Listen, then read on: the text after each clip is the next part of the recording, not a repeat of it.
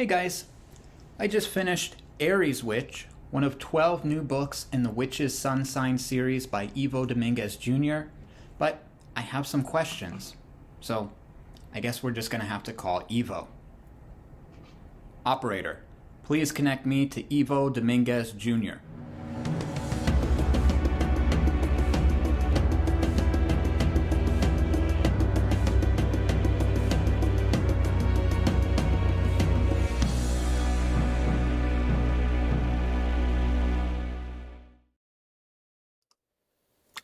Hello and welcome to Music, Myth, and Magic. I'm Aerik Arkadian, and today I'm talking to Ivo Dominguez Jr. Ivo is an astrologer, a witch, an elder of the Assembly of the Sacred Wheel, and he just happens to be one of my favorite authors. Hi, Ivo. Hey, how are you doing? Doing great. Really appreciate you being here today.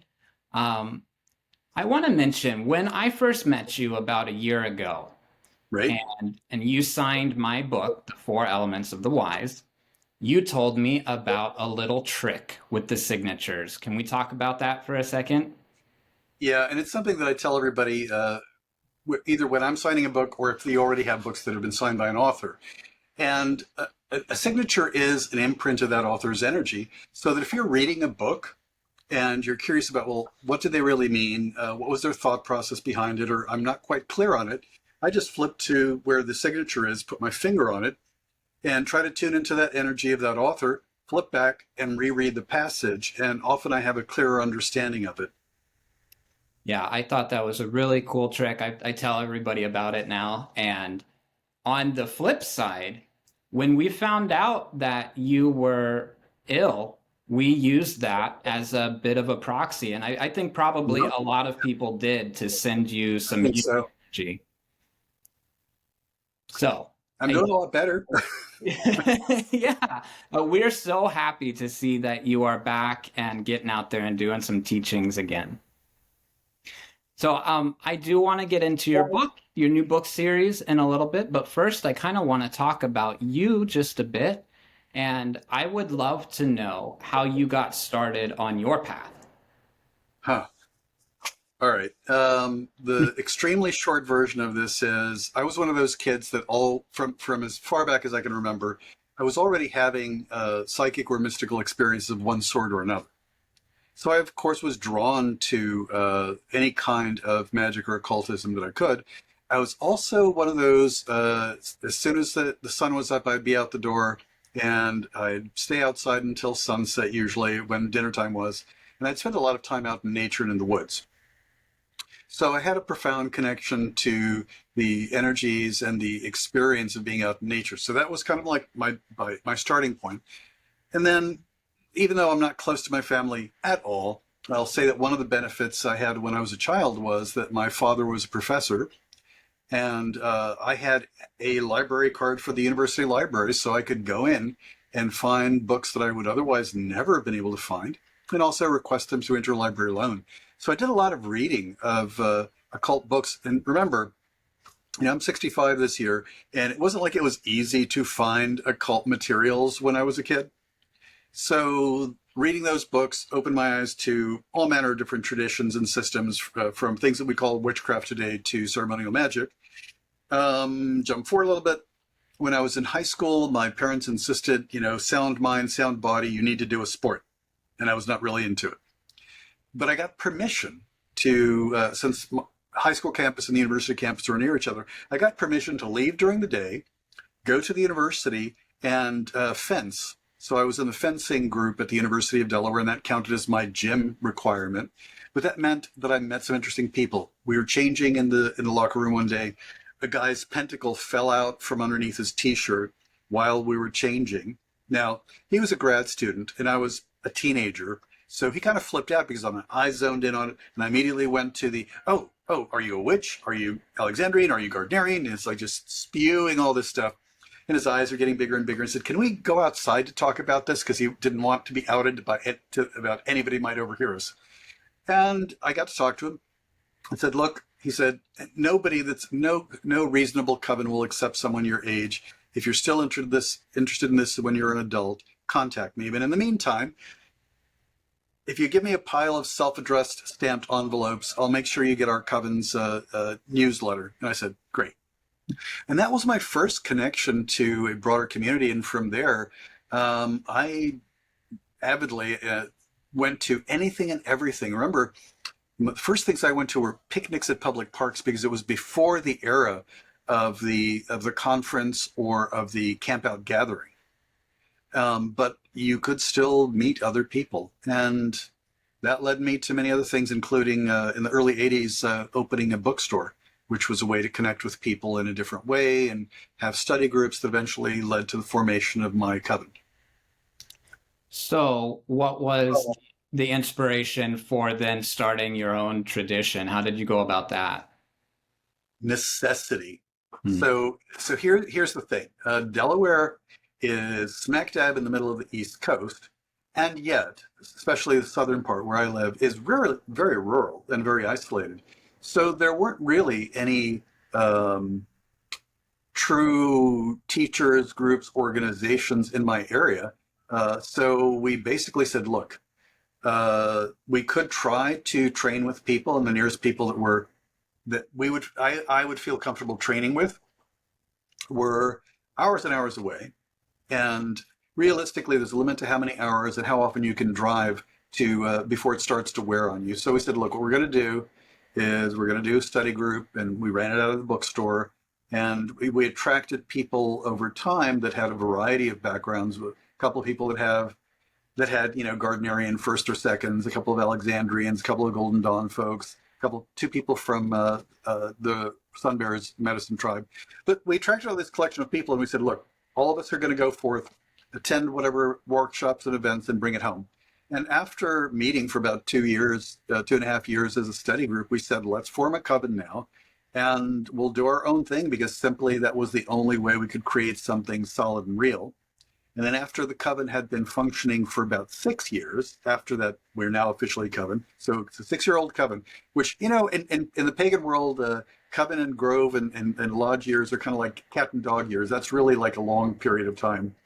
So at the end of those 6 years, we said, look, we are actually probably as competent as any of the people that we've trained with and that we know, and we give great open rituals.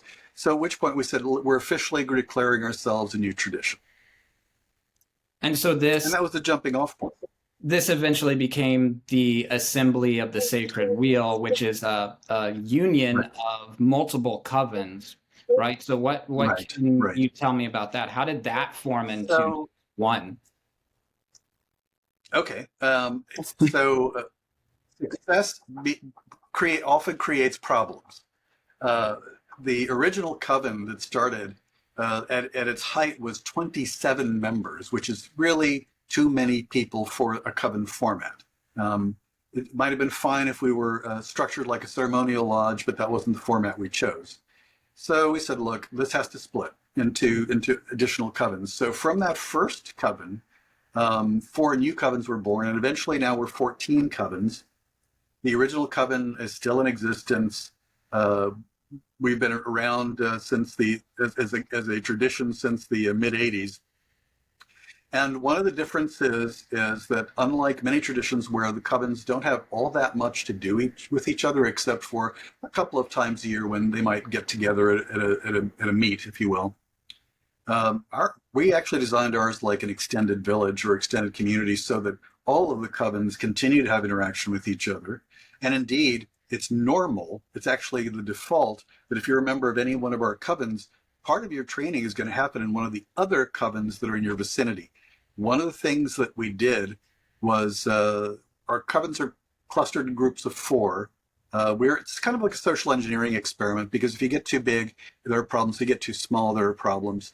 So that you have people that are cross-training in with 1 or 2 of the nearby covens.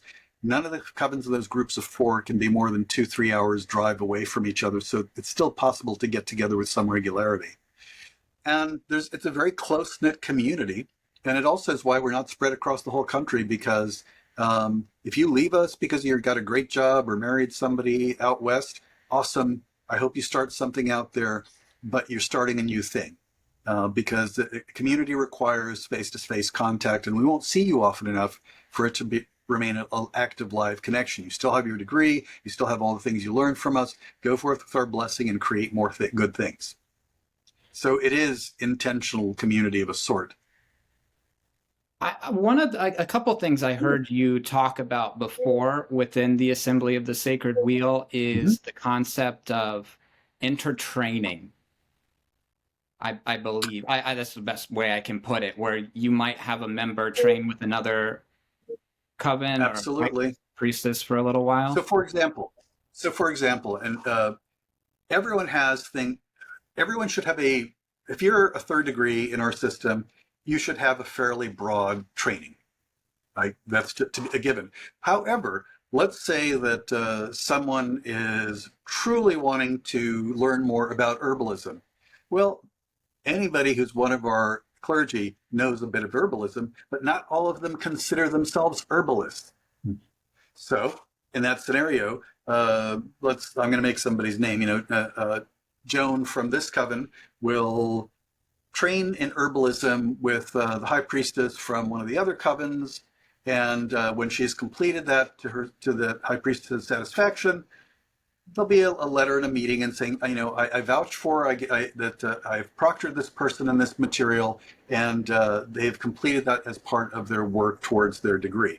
Or if somebody wants to study astrology or runes, so that you send people to somebody who has actually gone deep in it, as opposed to having a working knowledge, which is what we hope for everyone.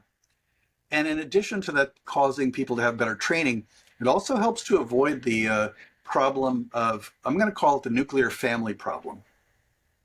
If it's a very small cluster of people, human dynamics can spin out of control really fast. One of the nice things about extended family is that you have cousins and aunts and uncles and grandparents that you can throw ideas against and say, hey, what do you think? Am I doing this wrong? Am I overreacting? Yada, yada. So that if the people in each coven have an opportunity to experience what the other covens are like and what other teachers are like, then they don't get quite as bent out of shape if their whole world of magic was limited to the people in their immediate coven. So it creates a different dynamic in that regard. The other bit, and then I know we have limited time always with these things, so I'll speed it up. How about this?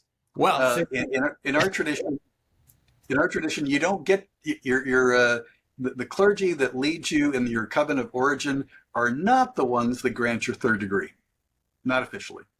Your first and your second is determined by your coven, but when somebody's coming up to third degree is formal, clergy in our tradition, but we have a fourth and a fifth degree. Nobody's a fifth yet. They will present to all the other third degrees and up in the assembly, this person has impressed me. They have met the requirements. They've shown a lot of growth. I think that they're ready for this. And then an interview is set up with as many of the thirds as possible with that individual. They're interviewed by that person. The person can also ask questions about what is it like being in the role of a third degree, yada, yada. And then they depart. There's a discussion, there's a vote. And if there's a majority vote of the thirds, the person gets granted their third degree. So it's not a question of that one or two people who are running a coven's judgment as to whether or not that person is prepared. And the other bit is that if you're a new third degree, you know that at least the majority of the other third degrees thought you were okay and worthy of the task.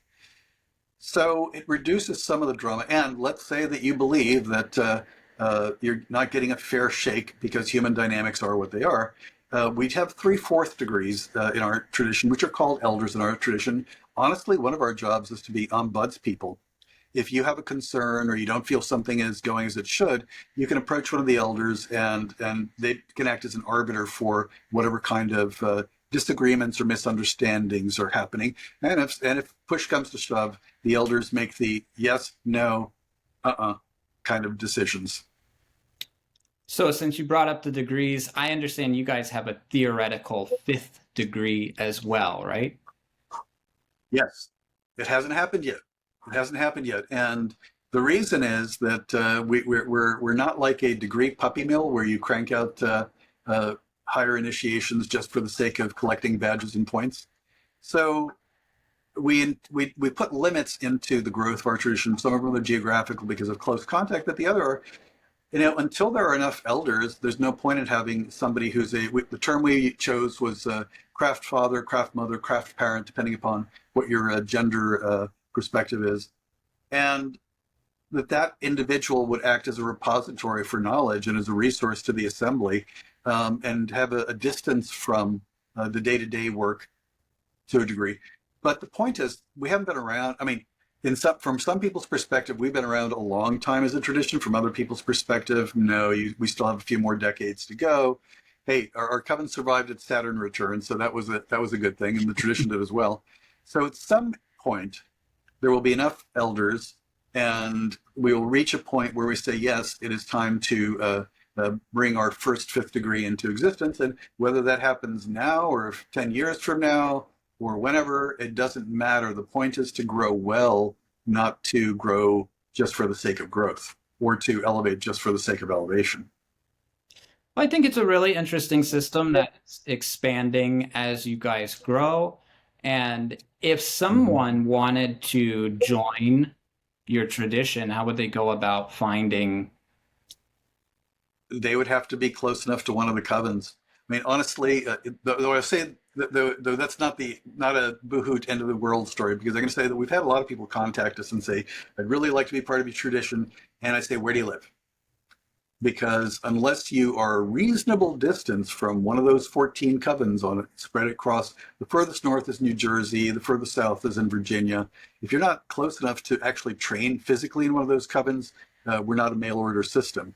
That's not the way we work, though there's nothing wrong with that approach. It's just a very different approach, because we're not a school whose job is to educate and create. We're a community, and that requires physical presence. COVID was rough for us. We can give thanks for Zoom and things like this, but it wasn't quite enough. However, we don't mind teaching people any and all of our stuff. We are officially, and this is a choice we made early on, we are not an oath-bound tradition. Anything that we develop, anything that we use, we're willing to share and teach. We're closer to open source, if you want to use a different way of looking at it. The distinction, though, is that some things require, all right, so for example, there are things that I've written in my books that people have access to, that people come to our rituals or come to our workshops, they have access to. But let's say that somebody wants to fully train in our method for divine embodiment, for divine possession, drawing down, aspecting, whichever names you know it by. You can come to a couple of weekend workshops and whatever, but if you really want to learn it fully, we're going to say, you got to keep coming, and we'll tell you when we think you're fully there. And there's some techniques we only teach in person, because if you describe them wrong, they can be energetically unpleasant or potentially harmful for someone. It's kind of like I'm going to use a gym analogy. In some cases, it's a good idea to have a spotter in case you lose control of the weights and it's going to come crashing down on your throat or neck or chest. So you have to have somebody there to catch the weight. In the same sense, there's some magical techniques that it's safer to learn them in person. Victor Anderson of Victor and Core Anderson's fairy tradition often used to say that witchcraft is much like, if not exactly like, the martial arts. Some things are best learned in person. I agree. As much as we love distance learning and Zoom and all that, there's really no substitute for being with someone and feeling their energy and teaching them in that sort of setting. So let's talk about being close enough so you can observe them. Yeah. So you can observe their energy and say, hey, like yesterday, there was a workshop that we did, and I said, stop doing what you're doing. You look like it's draining you too fast. And I said, describe what you just did. And it was one of those overachievers that jumped like 5-6 steps ahead of what we'd asked them to do. And they were actually burning out their energy faster than they could replenish it. But I couldn't have seen that via Zoom as easily. Right. Anyway. Okay, your book now. What can you tell me about the Witch's Sun Sign series? All right. It is not a mystery. It is not a secret that I have an agenda of trying to get more people that identify as witches and pagans to learn enough astrology so that they can use it in their practices in a real way. One of the reasons I wrote Practical Astrology for Witches and Pagans.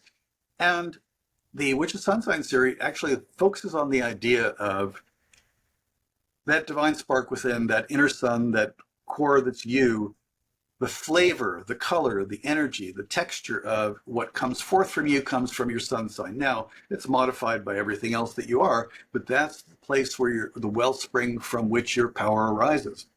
And each of the books has two main authors, and I'm the anchor author for the whole series, and then short pieces by other folks. And the second author and the short pieces are written by people of that sign. So it brings in lived experience of what it is to be of that sign and moving through the world and how it affects practice. And I focused on the magic and the energetics of it, as well as introducing key concepts. I created the outline for each of the chapters so that the second author has a starting point to express their lived experience, so there's consistency across the whole board. And what I'm telling people is that you don't have to know much astrology for it to be valuable to you. But if you are in the process of learning astrology, it's a really good way to learn a lot about each of the signs, not just your own sign. I'm recommending that, if it calls to you, you're going to want all 12 just as a great teaching tool to learn about the 12 signs. And if you're not called to that, then it might be good to pick up your partner's sun sign just to know more about them. It might be good to, or kids or covenanters, but there's a value in understanding these perspectives because all of us are made out of all 12 signs, though our sun sign is our starting point in the journey through those 12 styles of consciousness. I'll tell you, it was a killer. It's 12 books in 14 months. That was the schedule. Thankfully, I only wrote about half of each book, but nonetheless, but just collecting people and drawing people together. So it's been an amazing series. A lot of things prove themselves, like even in the process of creating the books. I mean, it's when I sent out messages to the Aries folks, they were the quickest to respond and also the shortest word in terms of word counts. Now I know the Geminis asked more questions than anybody. There were a remarkable number of detail-focused things in the process of editing the Virgo book. I mean, it was kind of a kind of proof of concept, but simply the process of communicating with all the people that were putting in their pieces for the books. I had a hell of a time finding the right Cancer co-author because a lot of the folks that I approached said, no, I don't want to share that much about myself in public. Well, you answered a question that I was going to ask you as to whether or not you would recommend the whole series. And so you said if that's something that calls to you, you definitely want to pick up books. I can safely... Go ahead. I can safely say this. I don't know. It's with a slight lag right now in our connection. I can safely say that, it's like, oh, he's just trying to sell more books because it's kind of like asking the barber if you need a haircut. The answer is sure. I could give you a little trim. But that's why I phrase it as if it is something that calls to you. If you want to know more, it's a really good way to get a grounded sense of how each of those signs behave. And if it doesn't call to you, you're going to get a lot of value out of your own. And even if the only thing you walk away from, there's a ritual in each book, which is about contacting the spirit that is that sign. If all that happens for you is you make contact with the spirit that is all the beings come together that make Aries, Aquarius, etc., that in itself is something that I think will have a good effect on the community in the long run. I agree. And that is something that I'm going to ask you about in a moment. But before we get there, so I have mine and my wife has hers. And once she finishes her book, we're going to trade and read each other's so we have a little bit better understanding. I think that's awesome. Great. But as far as, so like in the introduction, you described yourself as a witch and you talk about this being applicable to, like for mine, obviously, Aries witches, right? It's going to empower Aries witches. I was curious, obviously I know I'm an Aries. Obviously I know I'm a witch too, but for someone else, how would they necessarily know that this is targeted to them if they're a witch or not? I'm going to say that part of the difficulty is that the publishing house is the one that picks the titles for books.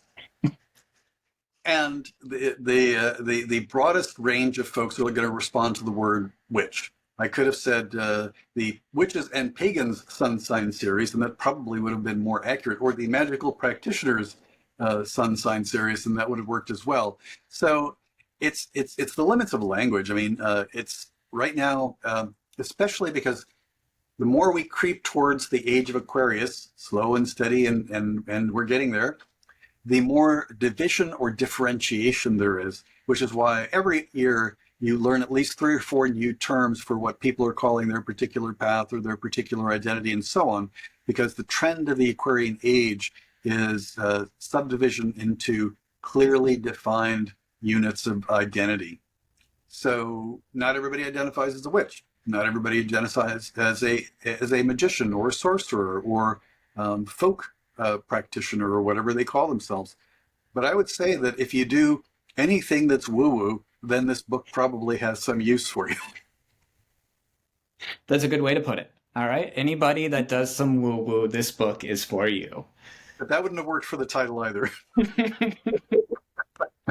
So I'm curious, with the co-writing process with all your co-authors along the way, I mean, that's a lot of people. We're talking like probably 100 different people, right? Over 100 people that I worked with over the course of this, yes. And was there ever any disagreement in the process? Did you guys ever butt heads? I'm really good at not butting heads.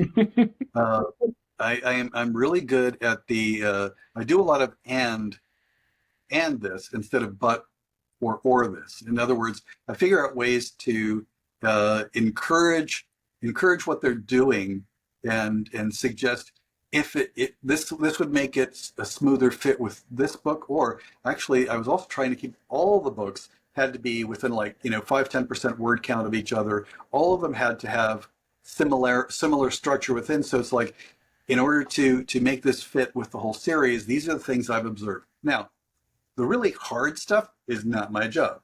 That's what editors are for. So if somebody really needed to have something redone, then, and because of one reason or another, then the editor would break bad. But my job was to inspire and to suggest alternatives, or to act as the resource person, because not everybody that is writing as the second author, or even the short pieces, is an astrologer per se. Back to when we were talking at the beginning about how in our covens we aim people at a resource person that's a specialist to get some feedback. Even if you know something about astrology, that doesn't necessarily make you an astrologer. So if any of the authors in the series had a question about any of the astrological material, call me up. Let's have a quick Zoom. Let's talk about it. And I really found, now I will cheat. I say I cheated in that with the exception of one author, I knew every single person that wrote as a second author, and about 80-90% of all the short pieces I'd actually known the person. So when you have, even if it's just having met at a conference or a gathering or whatnot, having some connection makes it a whole lot easier than, hey, I found you on the internet, or hey, your name was recommended by so-and-so. Well, I think that's really cool that you were able to reach out to so many different people and co-create this series on astrology. And if we're talking about astrology as part of fundamentals of a magical practice, in your opinion, how important is that understanding? I think that one of the things that makes magic work, whichever flavor it is the power of image and word and meaning and symbol and resonance. And there's lots of stories and folklore about a magical language having more power, there being an original language of the world or universe that has the true names of things and the power of things, yada, yada. Astrology is yet one more way to describe energy and describe essence and describe how things play out and manifest in the world. So, and you can't run into anything that doesn't say this is an herb of Mars, or this crystal is blah, blah, blah, or this is an oil of this, or and those mean nothing to you until you actually discover what an herb of Aquarius. When you know more about what those concepts mean, then it gives you a descriptive language for the kinds of energies that you find in tables of correlation, for when you call things up. It also gives you a different perspective on the 4 elements, because astrology is basically based on 4 elements and 3 modalities. That's why there's 12 signs, only 12 signs, and never a 13th sign, because it breaks the whole system unless you're adding new elements and modalities, which there aren't. So it really gives you a way to view the universe and to name the universe. The sigils, the glyphs that are used for the planets and the signs are just as potent and powerful as the runes or any number of other symbols that are used to call and concentrate power, but only if you know what they mean and can focus on them. I definitely tried to apply some of that knowledge today before our interview. I drew the Aries glyph on myself before we started the interview. And kind of going back to what you mentioned a moment ago, which is the spirits, the consciousness of the zodiacal signs, the energies. Yes. In one of your workshops that was, I believe, on weather magic, you mentioned the concept of vouch. And I was wondering if we could talk about that for a second, if there would be any overlap in either trying to ask for a vouch towards the zodiac spirits or asking the zodiac spirits for a vouch perhaps around the wheel of the zodiac. I treat them as if they were the equivalent of divine beings, gods, goddesses, expansive beings of one kind or another. And if it is something that is foreign to me, something that doesn't answer my call or doesn't resonate with me, each of the 12 signs is connected to all the other signs. That sign has 11 other pieces of itself. It's in the same family that's the whole wheel of the zodiac. So yes, if you are having trouble calling the particular kind of magic or energy or understanding the consciousness of another sign, then your home sign, if you will, is a place that you can call upon for an introduction. And for folks that weren't at that class, in this case, vouch is basically confirmation that it's worthy of them to take their time and energy to listen to you or to work with you in that moment.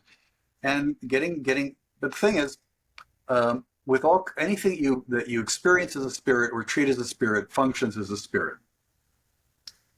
And as such, the relationship you form with the signs of the zodiac impact on how they will be available for you to help you, vouch for you as a proper practitioner, help you out with things that are needed to be done. And they are ancient. Astrology, in the general form that we have, has been around for thousands of years. And there have been millions of practitioners visualizing, thinking about, imagining each of these signs. And that has also created a wealth of pattern and form and energy on the other side that is accessible and used by us and also used by the beings that are the signs themselves. So in the back of the book, you list a few resources for further information. But I guess my question would be, if I wanted, let's say I just finished the book and I wanted to go a bit deeper, what would be the next book to read, or what would be the next step? Depends on, all right, so my first question would be, are you trying to learn enough astrology to read charts and read for your friends? And are you looking to be more like an astrologer with that information, or are you looking to expand your work in using astrology for magical purposes? Let's say I want to learn more about me and my energy and putting that energy into my magic. Okay. In that case, I'm going to say I'm going to suggest not a book at first. I'm actually going to suggest trying the podcasts. I have a couple that I recommended in the back, because the thing is, astrology is wide and broad as much as it is deep. There are many different systems, many different traditions. Some of them are very hardcore traditional, and some are very loosey-goosey, modern, experimental. Some have a very psychological perspective. Some have a very theistic perspective.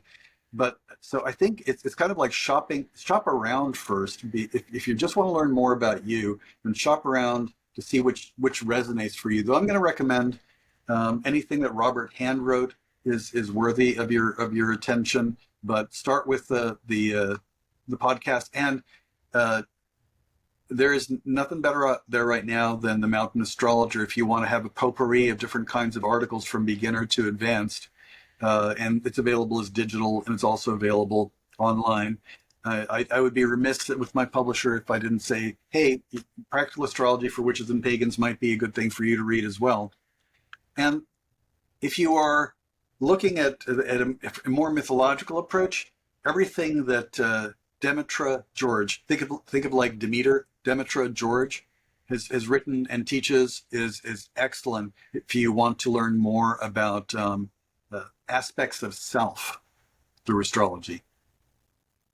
Well, I will definitely get those links and I will post them in this article that I'm going to put up.